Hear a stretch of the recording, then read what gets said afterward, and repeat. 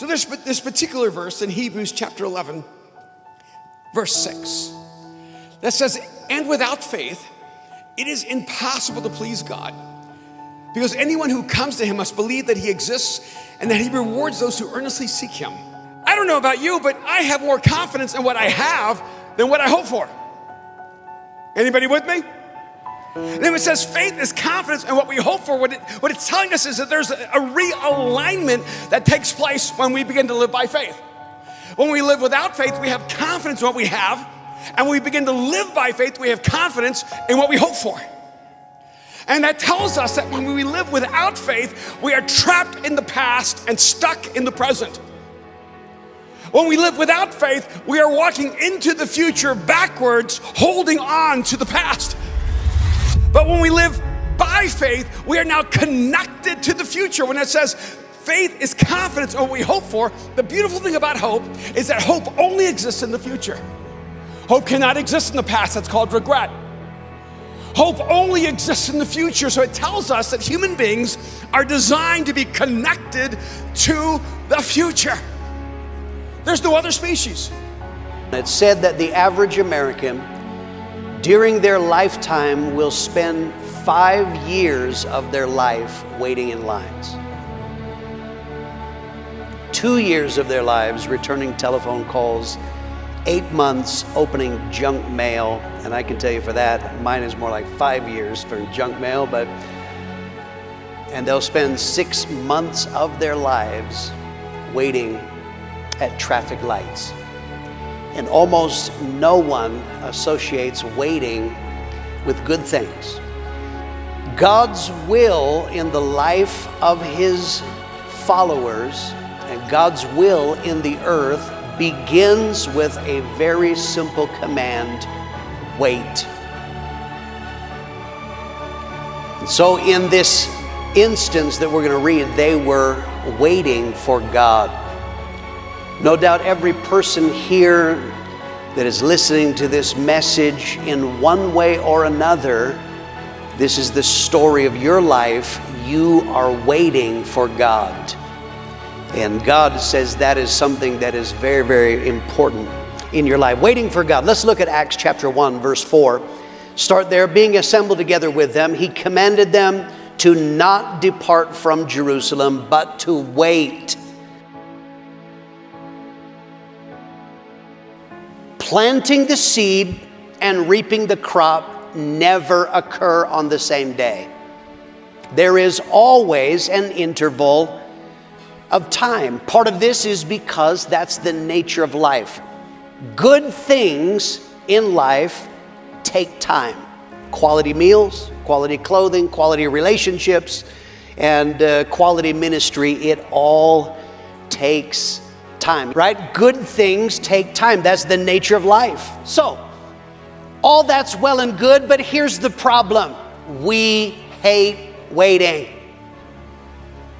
Time frame, you gotta wait. And I have never met anyone who's, what'd you do today? Well, basically I was on hold all day. What a great day. That has never happened. Waiting irritates us. Elevator, when you step into an elevator, the average time it takes for the doors to close is 2 to 4 seconds. That's all it takes in most elevators. You get in an elevator, if you want to know what is the door close button, it's the one that all the writing is rubbed off. Because it's been pushed more than any button in the elevator. And in most elevators, that button doesn't do anything. It's not connected to anything. It's, as one man said, it's a piece of exercise equipment for anxious fingers. Because we hate waiting. 2 to 4 seconds. Door closed, door closed. Because waiting is no fun. If you want to get rich in America, just invent something that saves time. Because Americans spend billions a year on things that say they will save time so you don't have to wait. So, waiting also deposits things in us that we need. That is what this text is talking about. Wait for the promise of the Father. Verse 8, you shall receive power when the Holy Spirit has come upon you.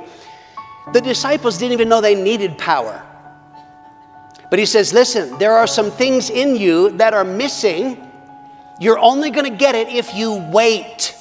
That is part of the waiting process. For us, we can be completely unaware of things we lack and things we need. We don't know that we need patience quickly. We don't know that we need character, compassion. We don't know that we need people skills. The problem is some change is invisible. It's under the surface. Jesus comes by a fig tree that has no fruit, and that's a spiritual principle, and he curses it. He says, no one will ever eat from you again. In other words, Jesus says, this tree is going to die. They all looked at the tree and nothing happened. They come the next day and Peter goes, Jesus, that tree that you cursed, it's dead. Well, of course it's dead, Peter. It was dead yesterday when Jesus said it. But the problem is you were looking at the outside. I don't see any change. Whether you can see the change, that doesn't determine whether it is changing. This is the difficult part of salvation. When you have people you love, family members or friends, you're witnessing to them, telling them about Jesus Christ, inviting them to turn from their sin and be saved. And the very difficult lesson for us is you look on the outside and you say, nothing is happening. You don't have a choice whether you're going to wait or not. You will. But we can definitely make mistakes while waiting. We can assume nothing is happening because we're having to wait. Our text, Jesus is telling them, and they don't realize this, you're going to go, you're going to wait. In essence, it was a prayer meeting. This prayer meeting went on for 10 days. So, we are big on visible results, right? What needs to happen? I can see the change. It's coming closer. It's almost here. And when we don't see anything visible, we mistakenly assume, I can't see anything, so that means nothing is happening. I had a very